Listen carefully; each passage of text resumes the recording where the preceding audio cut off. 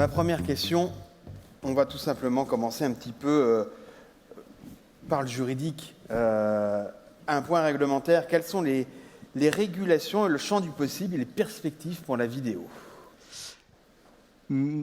Merci pour cette question. On va y répondre à deux avec notre avocate Julie Carrel qui nous a rejoint, avec qui on a travaillé depuis maintenant 1 an et demi.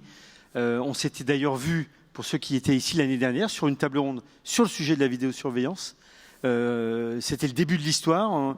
Depuis, on a avancé, parfois vite, parfois pas assez vite qu'on voudrait, mais on a quand même progressé. Et en tout cas, avant de passer la parole à Julie, les lignes ont bougé.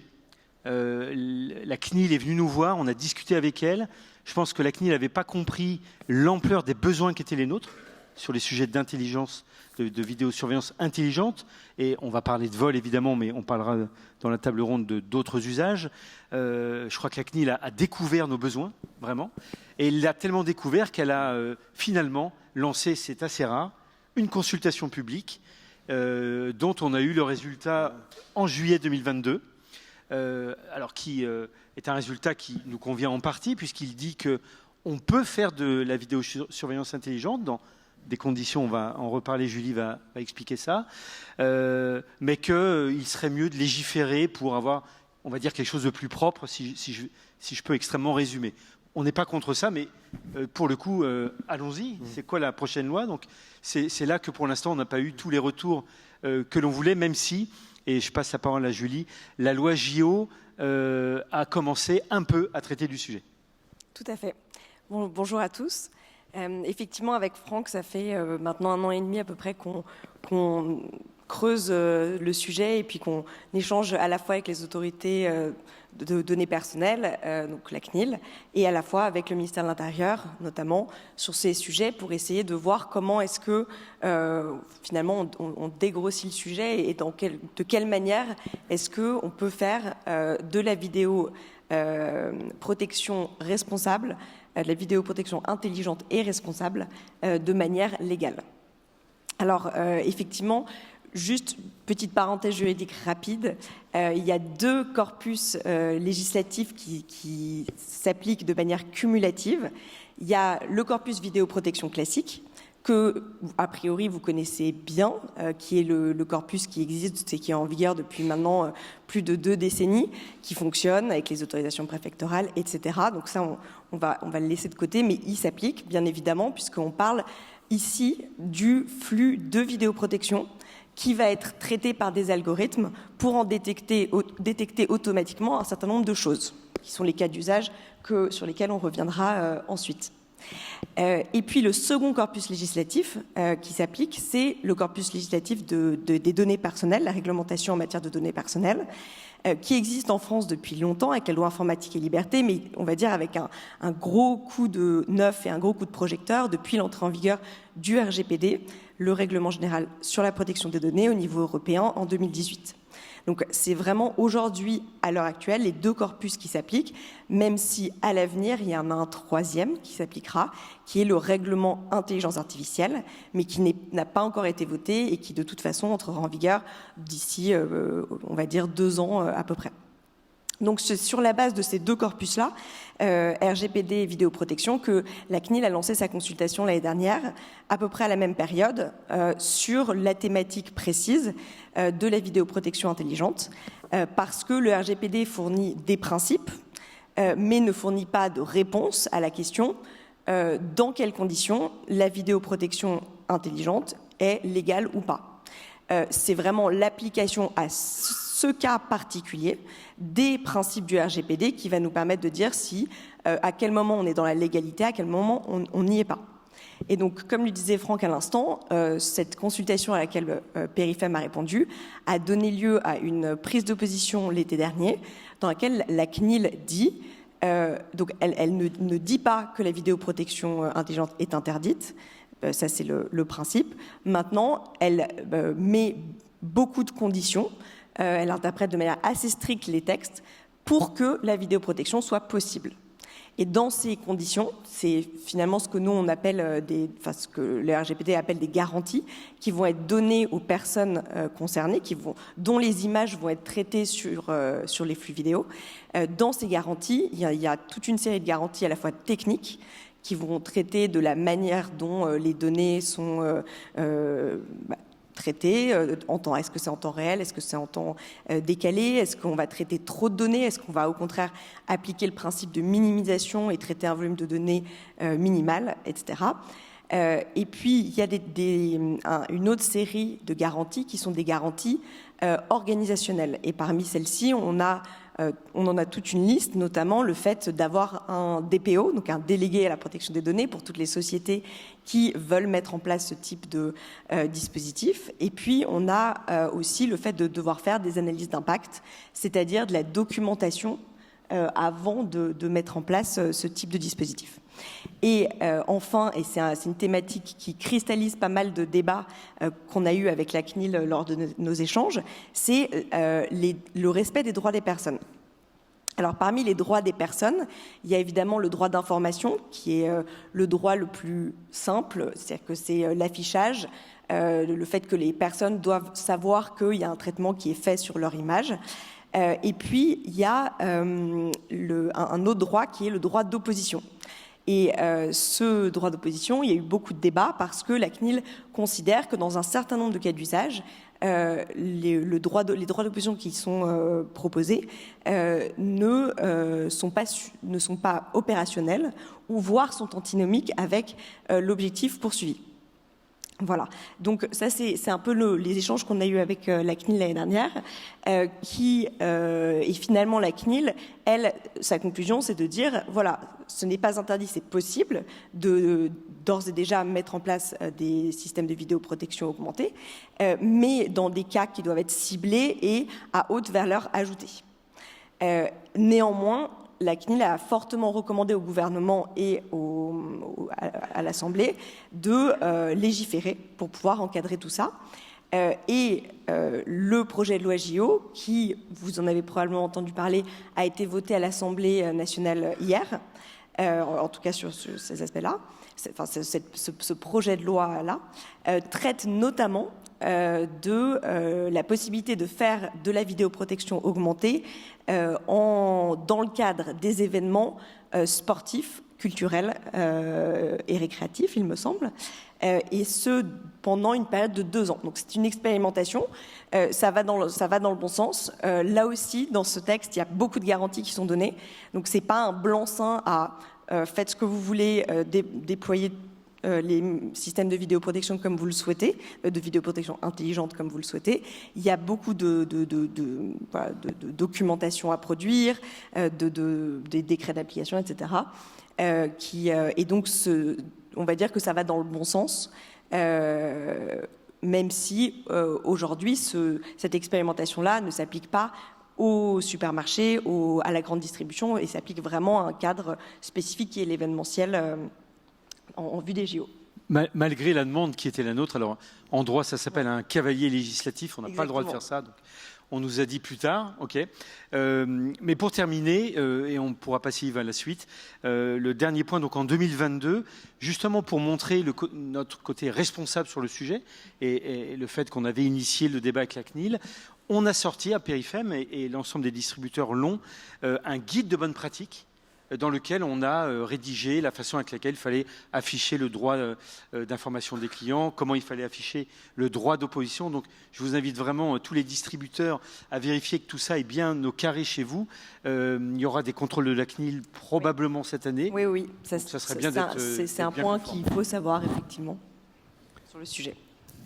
Alors, ma première question sera pour Christian Faton, donc de Casino. Finalement, quels sont vos besoins pour les solutions dotées d'intelligence artificielle ? Bonjour à toutes et à tous. Le besoin qu'on a, il est simple, hein, c'est automatiser les contrôles pour apporter de la pertinence. Parce que chez nous, alors je pense que d'autres distributeurs, des confrères, ont certainement fait la même chose. Nous avons centralisé la surveillance vidéo de nos magasins sur un point. Déporté. Donc il faut quand même une armée d'agents de sécurité ou d'opérateurs pour faire la surveillance de plus de 400 magasins à distance. Donc l'idée d'automatiser, ça a du sens. Il y a un vrai besoin. Voilà. Alors, si on rentre dans les cas d'usage de la lutte contre le vol, quels sont les premiers résultats obtenus avec les SCO? Là, j'ai envie de poser la question à Naveo, Versine ou Vision. Alors, bonjour à tous. Pour répondre sur les SCO, donc les caisses automatiques ou caisses libre-service, c'est vrai que la démarque, elle est multipliée par 2 par rapport aux caisses traditionnelles. Donc selon qu'il y a une balance, qu'il y a un dispositif qui a fait ses preuves mais qui a ses limites, on est à 3,72 en moyenne, et ça c'est une moyenne mondiale qui se confirme en fait sur la France. Maintenant, quand on a des caisses sans balance, on peut aller jusqu'à 6% en fait de transactions, donc de clients qui font une erreur ou qui ont une intention en fait malveillante. Donc 50% c'est des erreurs, et du coup il y a un flux effectivement pour automatiser cet encaissement qui est pour la sécurité de faire des contrôles. Or ces contrôles génèrent de la frustration, du temps, qui n'a pas essayé de passer rapidement, on ne comprend pas pourquoi la balance a bloqué, on attend 30 secondes, et c'est en fait l'expérience d'achat qui est complètement ruinée. Du coup, l'objectif, c'est de mettre en place une intelligence artificielle qui va pouvoir regarder un processus et dire à un opérateur, regarde ça, parce qu'il y a quelque chose qui dépeint, ou en tout cas qui n'est pas normal. Et on lui donne aussi la possibilité de pouvoir prendre des actions. Exemple, je fais un non-scan, je vais mettre une petite vidéo de dire la machine n'a pas compris, donc là on accuse la machine, est-ce que vous pourriez rescanner s'il vous plaît? Et donc ça évite aussi à ce que Christian Faton ait une armée de personnes, et aussi les métiers aussi sur l'encaissement, d'avoir des gens qui vont gérer ces alertes. Parce qu'en fait on donne la chance au client de s'auto-corriger. Et c'est là où en fait la démarque, l'expérience d'achat et client et le fameux irritant des caisses automatiques avec beaucoup de files d'attente se règle. Et on aligne ces trois-là. Bonjour à tous, donc, Thibaut David, cofondateur de Vision. On vend une solution qui s'intègre aux caméras déjà en place dans les magasins et qui analyse en continu le flux des caméras pour envoyer des alertes au personnel de sécurité pour l'alerter en cas d'un geste potentiel de vol, qui lui permet ensuite de prendre la main et d'intervenir ou non si besoin.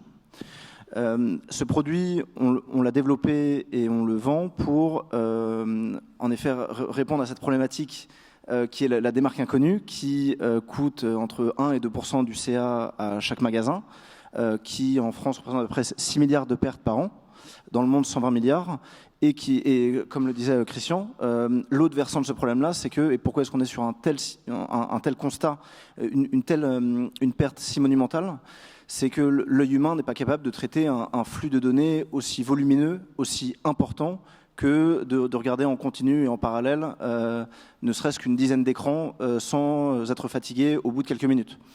Et c'est typiquement là où une intelligence artificielle qui a été entraînée pour reconnaître une tâche qui est relativement simple, c'est-à-dire d'identifier un comportement suspect de prise d'un produit, de mise dans la poche, dans la veste, ou dans un sac à dos, ou dans un geste de type de dévaliser un rayon en quelques secondes. Une intelligence artificielle qui a été entraînée sur une tâche relativement simple, qui, elle, ne se fatigue pas et qui analyse en continu de façon automatique toutes les caméras d'un magasin, permet d'apporter un grand confort à l'utilisateur qui n'a plus à regarder des tâches et un contenu vidéo brut d'une façon extrêmement chronophage et difficile, et tellement difficile qu'il passe à côté de à peu près 90% des vols aujourd'hui, s'il doit se fier de façon aléatoire au flux vidéo. Et c'est là où l'IA peut apporter quelque chose, et elle occupe un chaînon manquant entre les caméras de surveillance qui diffusent une information brute et l'humain qui, derrière, n'a plus qu'à interagir et à intervenir sur du contenu qualifié. Voilà ce qu'on fait. Et sur les résultats, donc le résultat, c'est évidemment de permettre un gain de temps, de faire en sorte que l'opérateur vidéo, que l'agent de sécurité se concentre sur du travail à forte valeur ajoutée, donc lui permettre aussi de récupérer plus de marchandises Aujourd'hui, on a un produit qui coûte à peu près 10 fois moins cher que ce qu'il permet de rapporter aux consommateurs, aux clients, pardon, aux commerçants. Et dans le même temps, ça permet de faciliter le travail de l'agent, dans le sens où le moment qui est toujours un peu compliqué, un peu gênant, qui est de devoir demander à une personne de regarder de regarder son sac, c'est ce qui peut souvent ensuite dégénérer vers des situations assez désagréables. Là, ce qu'on apporte à l'agent de sécurité, c'est le confort au moins d'avoir une preuve matérielle vidéo en quelques secondes qui peut montrer à la personne pour expliquer que c'est pas de son fait, c'est pas un jugement biaisé ni quoi que ce soit, c'est une preuve vidéo et il est obligé de faire son travail. Et ce qui fait que les interpellations se passent beaucoup mieux et prêtent beaucoup moins sujet à débat et à quelque chose de subjectif. Oui, Guillaume Lécuyen, AVO, nous on est distributeur et installateur de solutions de sécurité unifiées. Et sur notre plateforme d'innovation ouverte, on intègre le type de solution qui vient d'être décrite par Guillaume et Thibault. Donc je ne peux que corroborer ce qu'ils ont dit en agrémentant ça peut-être de retours clients, parce qu'on nous demande souvent qu'en pensent les clients. Alors nous on a installé 600 clients aujourd'hui avec ce type de solution. Et les retours sont très largement positifs, notamment quand je discutais encore récemment avec un client qui nous expliquait qu'il avait pu remettre dans le droit chemin un client étourdi qui avait oublié 4 PlayStation dans son sac à dos. Ça arrive. Mais voilà, ce jour-là, la personne est assez contente de son investissement et effectivement, ça rentabilise tout à fait ce genre de solution. S'il n'y avait pas les jeux avec, il était vraiment étourdi. C'est ballot. Mais effectivement, le retour sur investissement est là. Après, il ne faut pas oublier que l'intelligence artificielle, les solutions, elles sont là pour aider l'humain, pour attirer effectivement son attention sur une solution, une situation possiblement douteuse. Cette situation-là, il faut la traiter. Donc, il reste un traitement humain derrière, à ne pas oublier, que ce soit par un agent de sécurité, par un directeur du magasin, suivant la taille du magasin. Mais c'est bien une aide pour les humains. Mais si je comprends bien, on en parlait tout à l'heure avec l'un d'entre vous, on est encore dans un monde à part en France, on est un pays assez exceptionnel, on est le seul pays au monde à se refuser à ce genre de progrès. Où en sont les autres pays? Je crois que c'est avec vous, on parlait de la Grande-Bretagne. Alors, on va élargir aux anglo-saxons. Aux anglo-saxons. Voilà, où la donnée en fait n'est pas personnelle et où on peut pratiquement tout se permettre. Donc, Everseen, c'est un pionnier européen en fait depuis 2007 et qui a une plateforme d'intelligence artificielle pour vérifier les process auprès des retailers. Et c'est notre secteur, le retail. Mais on s'est développé surtout aux États-Unis justement parce que la donnée est plus facile à gérer. Alors aujourd'hui, on a des solutions complètement compatibles pour l'Europe, et c'est pour ça qu'on est aussi ici. J'ajouterais même un autre point, qui est le besoin opérationnel des clients, comme Casino, c'est d'avoir un système qui va alerter au bon moment, donc temps réel, et surtout qui va alerter quand il le faut, et qui va ne pas alerter quand il ne le faut pas. Parce que derrière, il y a une notion de confiance. Si ça doit alerter alors qu'en fait, il n'y a rien, les équipes de Christian vont intervenir et au final, c'est quoi la confiance que je donne et la légitimité de ce système si on fait toujours des erreurs? Donc pour une intelligence artificielle, vous connaissez les références de deep learning, d'apprentissage, il y a cette notion d'apprentissage qui est nécessaire. Et du coup, la notion de la CNIL qui dit que, ou même la loi de sécurité intérieure qui dit que les images sont gardées 30 jours, ça impose une limite. Alors, chez Everseen, heureusement, on a tous les clients anglo-saxons avec une IA qui est fédérée. Donc, on va partager les données, on va en tirer des enseignements, on va collecter ces enseignements et les redistribuer. Donc, on ne partage pas les données, mais les enseignements de ces données. Donc ça, c'est le premier point. Et ensuite, je dirais, oui, le retail français dispose d'un désavantage compétitif majeur. Je vais prendre l'exemple de Meyer, qui est une chaîne d'hypermarchés aux États-Unis, qui vient de nous gratifier. Alors, il y a des presse-papiers avec marqué 100 millions de dollars sur 2 ans. Donc ça, c'est le montant de démarque qu'on a récupéré en caisse libre-service sur 2 ans. Donc 100 millions de dollars. On est tous dans la salle pour se dire que la marge opérationnelle, en tout cas les bénéfices nets dans le retail, c'est 1, 2, 3% au mieux. Donc faire 100 millions en bas de page, de marge en plus, c'est beaucoup de chiffre d'affaires. Donc c'est pour ça que je reviens aussi sur le ROI qui est effectivement bien là. Mais justement, là, j'ai envie de me retourner vers Julie. Je vais redire que je suis crédule, mais le commerce, c'est de l'emploi, c'est beaucoup d'emplois, c'est de l'ascenseur social. Avec 6% de marques inconnues à une caisse, autant mettre un sticker ici, caisse non rentable. Donc, est-ce que ça ne se plaide pas, je me fais avocat alors que je ne le serai jamais, de dire il faudrait peut-être qu'un jour, la France, on avance pour défendre de l'emploi, pour défendre de la technologie, pour défendre du commerce. Vous avez parfaitement raison, vous feriez un très bon avocat. Non. En réalité, le sujet, il est au niveau français certes, mais il est quand même beaucoup au niveau européen, parce que la réglementation en matière de données personnelles, elle est harmonisée au niveau européen, même s'il y a l'équivalent des CNIL, donc les autorités de protection des données, qui sont différentes dans chacun des pays, mais il y a une autorité au-dessus, qui s'appelle le DPB et qui a vocation à harmoniser les doctrines nationales. Donc bon, c'est simplement pour dire que globalement, on parle quand même de quelque chose qui est censé être relativement harmonisé au niveau européen. Ce que vous dites est très vrai. Finalement, ça revient à la question de la proportionnalité. En fait, quel droit est le plus important ?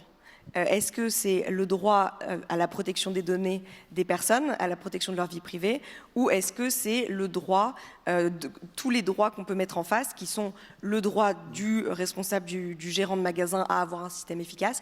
Est-ce que c'est, comme vous le disiez à l'instant, le droit à développer encore une fois, dans l'intérêt du gérant de magasin, mais surtout dans l'intérêt de la population de développer des emplois, etc. Donc finalement, la question, c'est parmi ces droits, lequel est le plus important, lequel prévaut. Et ça, malheureusement, ce n'est pas nous qui décidons, mais les juridictions.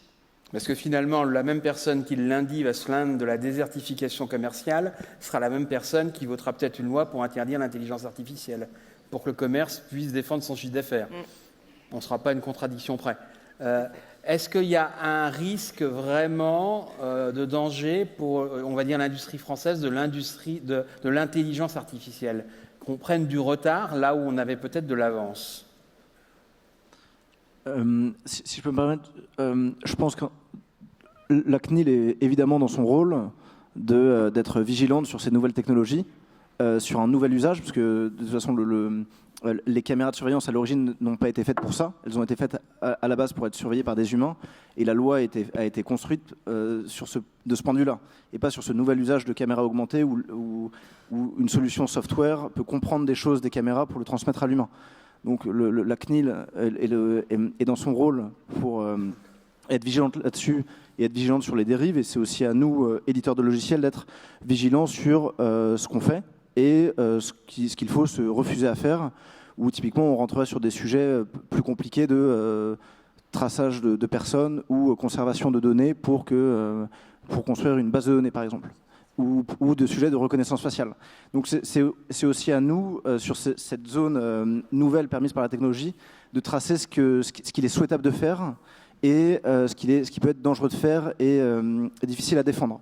Maintenant, sur ce qu'il est souhaitable de faire, en effet, la CNIL elle est dans son rôle. Nous, c'est notre responsabilité de tracer des limites. Et si on se projette un peu, on ne peut pas imaginer une société où on met, sur le cas du vol en particulier, surtout si on parle de solutions qui ne font pas de conservation de données, de stockage de données, pas de retraçage d'individus, mais qui ne font qu'alerter sur des gestes suspects pour les transmettre à des gens dont le travail est déjà de veiller à la sécurité des biens et des personnes.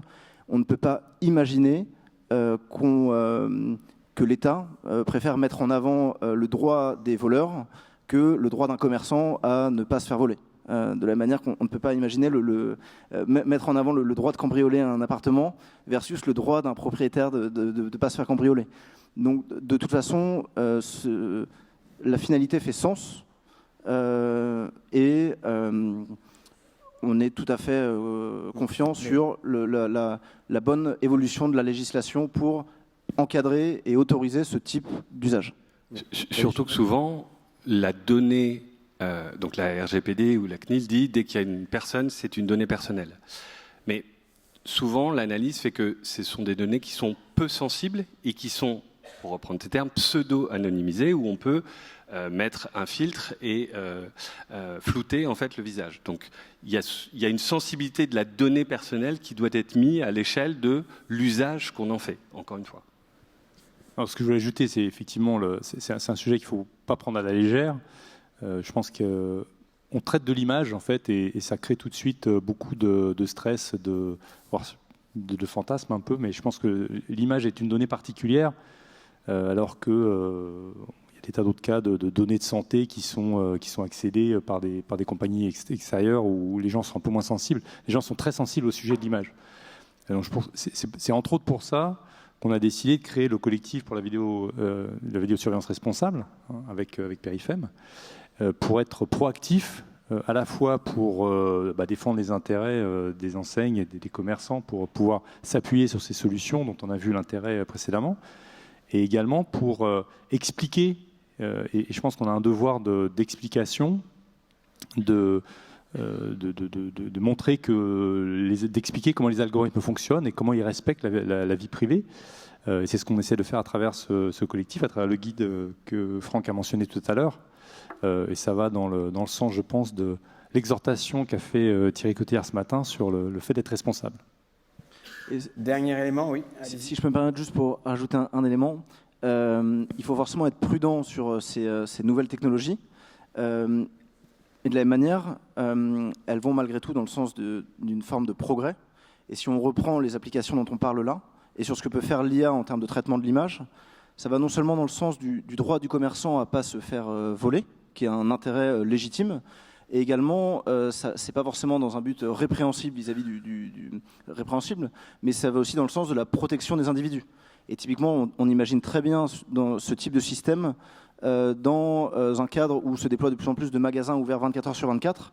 C'est grâce à l'intelligence artificielle appliquée sur du contenu vidéo qu'on va pouvoir détecter des individus qui chutent dans les rayons, qui se fait mal, dont le pronostic vital peut être engagé si personne n'intervient, et qui, grâce à l'intelligence artificielle, vont pouvoir être sauvés. Donc il faut aussi voir le versant tout à fait positif des choses pour les individus. Eh bien. Exactement, il faut recentrer sur l'usage. Le retail est là pour vendre et non pas pour arrêter des voleurs. Donc c'est pour ça qu'en fait l'intelligence artificielle peut aussi inciter à avoir le bon comportement et être finalement éduquer un bon geste pour qu'en fait tout se passe bien, sans arrêt, sans file d'attente et sans risque au final. Eh bien, merci beaucoup. Je me permettrai juste une réflexion. Oui à tout ça, et oui à l'intelligence et à la responsabilité. Et pour être crédible, non au petit dérapage en magasin du style on met l'affiche de celui qui a volé à l'entrée du magasin. Et ça permettra d'avoir plus de crédibilité auprès de certaines instances. Merci en tout cas.